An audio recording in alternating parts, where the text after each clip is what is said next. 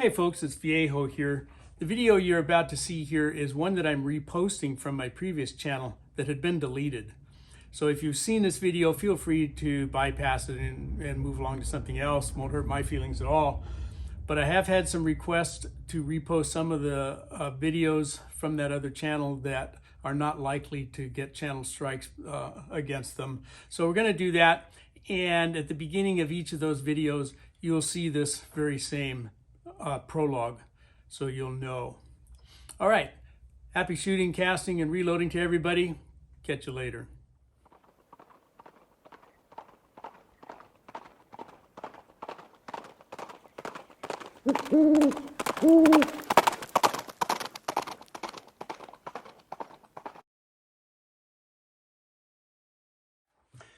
All right, guys, we're back here at part 2 of this video that started off being loading some 45 Cowboy Special for our Cimarron Uberti single action army revolver, and that kind of morphed itself into a 2-part video on what I'm just calling ancillary practices and considerations at the bench.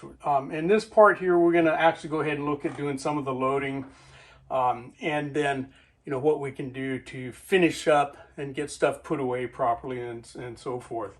So let's get on with that. All right, and we're back at it here today, and let's take a look at what this die setup is going to look like. That one's done.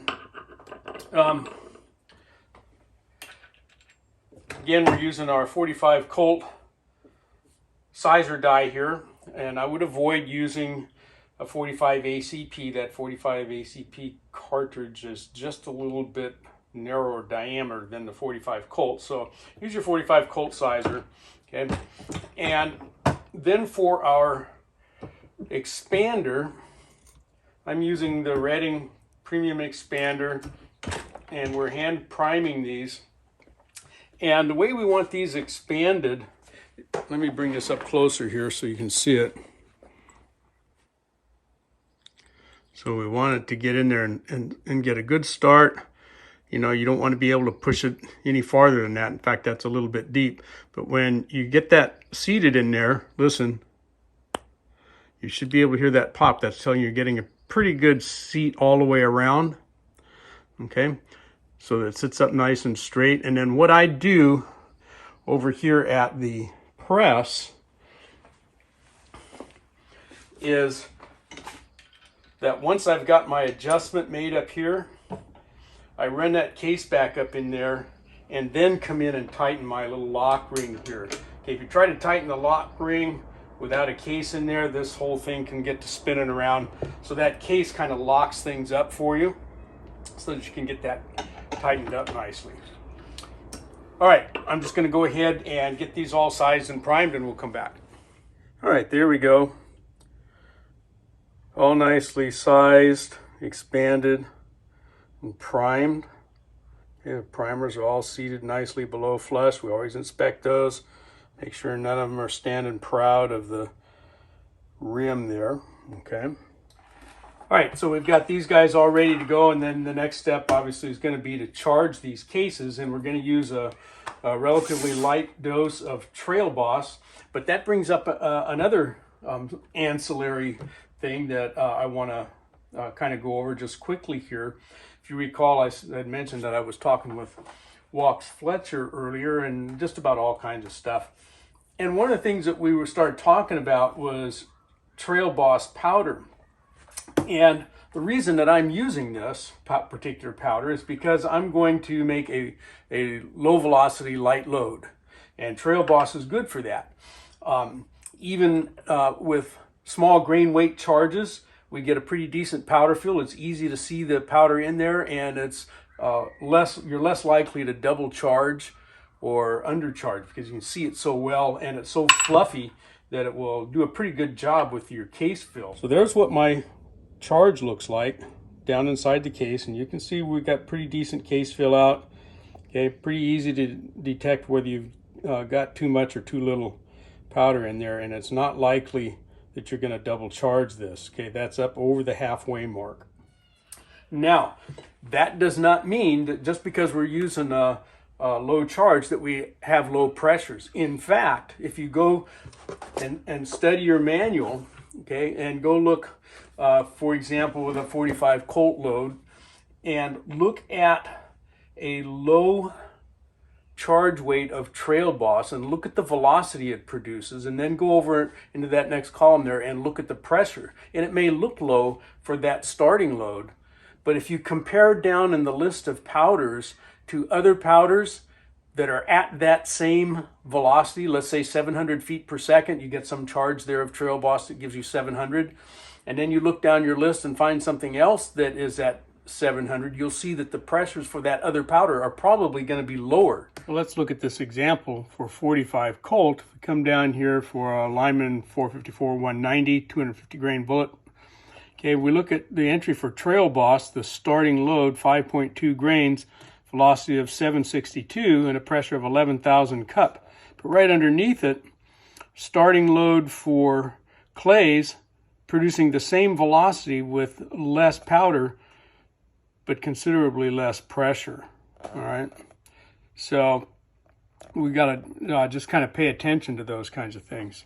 And as you get up to higher and higher velocity loads with Trail Boss, you'll see that those pressures go up fairly high. In fact, might be higher than many of the other powders listed. So I use Trail Boss pretty much exclusively for a low velocity load. If I want a higher, up closer to a max velocity for that round, I'm not going to use Trail Boss. The pressures start getting up there pretty high. Okay. So, I mean, you can compare Trail Boss to Tight Group or Red Dot or Vitavari 320, any of those, and you'll see that at the same velocity, the pressures created by Trail Boss tend to be higher. So watch that, okay? Spend some time in your manual and study those pressures. Okay, particularly with older guns, the non-Ruger single action Army, that's like that Cimarron that I have. I don't want to, be generating a lot of real high pressure loads for that firearm. So the load that I have is not found anywhere in this book. In fact, there's nothing in this book for 45 Cowboy Special. Okay, you're going to be hard pressed to find any load data for that. This case is so close to the 45 ACP in internal volume that you can start, if you're careful and diligent, with starting loads for 45 ACP, but you got to start at the bottom and use the proper procedures and practices and work your way up and study your chrono results and so forth. Okay, you don't want to just automatically say, oh, it's the same as a 45 ACP, because it isn't. And your firearm is not the same as a 45 semi-auto. Okay, so be careful with that. Okay, again, I think you can get away with using 45 ACP starting loads, okay, to work up a load. And this load that I'm using is one that I worked up, not from a 45 ACP load. I mean, there isn't anything in there for Trail Boss for 45 ACP, at least not in any of my manuals. So it was one that I started and worked up myself, so I'm not going to tell you what that exact load is. Okay, it's somewhere between 3 and 4 grains, so I'll give you that. So what I'm going to do then is I'm going to dispense the charges out of the IntelliDropper. It's over there warming up. I'll run the powder cycle a couple times, the calibration cycle, and get that all set up. And I'm going to drop my charges through the Hornady powder funnel die. I like using that die. I don't have to take the round off the press. I can charge it and then just, move it over to my seat die and then the crimp. All right, I'm going to get that done, and then we'll talk about seating and crimping. Here's our bullet seating depth, and you can see we're probably 2/3 of the way up into the crimp groove. Don't want to go much farther than that to allow for variations in case length. Okay, so the next thing that we'll do then is make sure that our seating die is tight and not going to come loose on us, and then we'll go over to the crimp. So to get the crimp adjusted correctly, we'll run our case up in there once we've gotten close to where we want it to be by running this down until the die body, or actually the crimp ring, contacts the top of the case up in there. You can feel that. Okay, you would drop your ram, get back up in here and tighten this maybe a quarter to a half turn.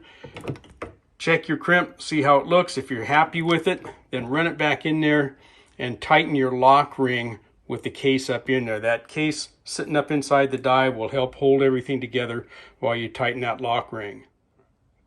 So there's our crimp.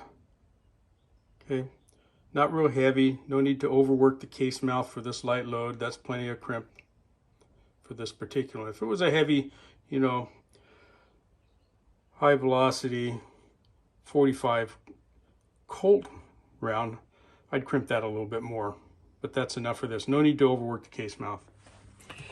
And suppose you want to chamber check your rounds, you know, before you go too far with it. Well, you can use something like this Lyman. I don't know why I brought this particular gauge out. I don't really like it. The holes tend to be a little too big, but you know, there we go. That one checks in there just fine, should drop out. Okay, but better is use your cylinder from the revolver for which these are intended. Okay, they should drop in there just fine and pop back out. And if you've done a good job setting up your dies, that'll happen every time. Okay, unless you've seated a bullet in there crooked and you end up bulging a case someplace. Okay, so you can quickly run through, you know, a bunch of them. You can do visual inspection too and look for something that looks like a bulge. And if you're not sure whether it's going to chamber, then just drop it into your cylinder like that. Here's another consideration with a fluffy powder like Trail Boss. If you just dump it into that funnel, it can kind of gather up there. And unless you get in here and tap it down, okay, it may not flow. All right, see that? So you need to kind of jiggle stuff sometimes and get that stuff to tap down. So you're better off when you're using Trail Boss to kind of let it pour down the side like this, okay? And then it's more apt to get down into the case. And even then, I'll come in here and kind of tap my handle a little bit to make sure that it's all gone down, you know, all the way into the case. And then something else here that's worthwhile mentioning is notice that my powder dispenser is not on the same table as my press, okay?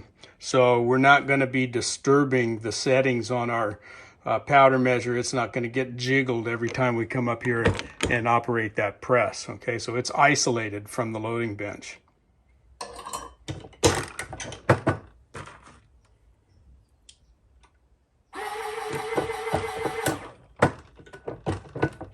Just showing you this view to show you that IntelliDropper is dropping those charges as fast as I can get ready for them.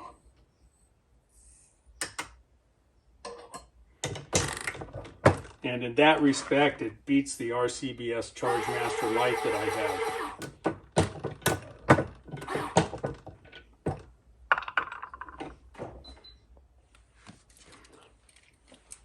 And it's a good idea to come in here and periodically check your overall length. We were looking for 1.15. I got 1.14. That's good. Okay, that's where we want them. And before we get started with our calipers here, it's a good idea to kind of clean those jaws a little bit. I just insert a 3x5 card in there, kind of hold my jaws closed and pull that card out and double check my zero. Okay, make sure we're ready to go. And, you know, take a look and make sure your crimp is still working well the way you want it. And also, hope you didn't get too dizzy. Come in here and periodically, you know, wiggle these dies and make sure that they haven't come loose here, all right? So what if after the seating step, you come in here and check and you've got your bullet seated too far down in the case? What can you do about that? Well, if you have a kinetic bullet puller like this, you can go ahead and set that bullet in there and just give it a couple of taps, remeasure it and get it out to, you know, a depth that's a little bit longer, and then come back in up here and readjust your seating stem to a more appropriate length. You know, go through the process again, get that in there and get it seated to the correct depth. But you have to do that at this stage. You can't do that after you've crimped it. If you wait until after you've crimped it, now if you try to pull that bullet, you're going to start scraping powder coat and maybe even lead off of there, okay? And your case mouth is going to be messed up, and you're going to have to go back in and re-expand the case mouth too. So if you're establishing your seating depth for the first time and you're a little bit too deep, you can use your kinetic puller to draw that bullet back up a little bit and then come back in and readjust, okay? But you've got to do it at this step, not after crimping. If you get several of these crimped and you decide, well, my crimp was a little too weak, it's okay to come back in and reset your crimp die and recrimp the bullets, but you can't uncrimp them very well, all right? If you decide your crimp is way too strong, then you got to pull all of those bullets and resize and expand the case, and that's kind of painful because to resize after they're primed, you got to come and pull your primer punch out of there, out of your sizing die. So you don't want to do that, okay? Okay to be a little light on the crimp and then decide to come back and you want to add a little bit more, but you can't uncrimp it very handily. And I know many of you have seen this before, but I do keep, notebooks with all of my records in it. The beginning of each section, this happens to be my 45 Colt session. I've got pages in there that I've, designed on my printer. I just print them out. After time, you get lots of information there. But at the beginning of each section, I have a printout from the SAMI specs for that particular cartridge, so I can come back and refer to it. And when we're all done here, I'm going to come in here and book my loading session as well. Okay, we'll just go ahead and fill these all the way across. I use my Lee 452-160-RF bullet. Okay, we use some Trail Boss powder, etc., etc. And that way I've got my loading record. And we've got the IntelliDropper drain cleared out, got cord coiled up and stored inside the hopper, and we'll get our nice high-tech tactical powder measure cover installed here.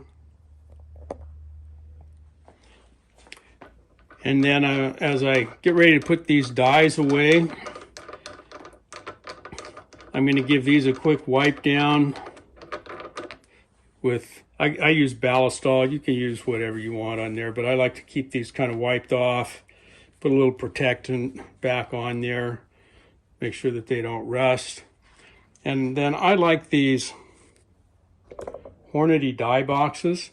Okay, they're nice and big. They'll hold a lot of dies in there, and as you've seen from my previous videos as well as this one, I tend to use a mix of dies. Over the years, I've found certain dies that do a certain job better than a standard factory set, and so that's kind of the way I do things. But anyway, I'll wipe these all off and get them all put away. Now, when you're wiping these dies down for storage, if you use a powder through die like this Lee or like my Hornady up here, you don't want to get any kind of oils or anything down inside that powder channel, all right? You want to keep those dry.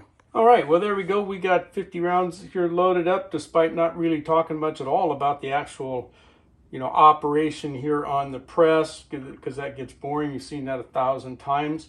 But we did get through a lot of these other ancillary considerations, okay, that some of which was specific to this revolver or this round, but a lot of it can be carried over to other calibers and cartridges just as well. So I hope you enjoyed that and got something out of that you might be able to use. But for now, that's all she wrote.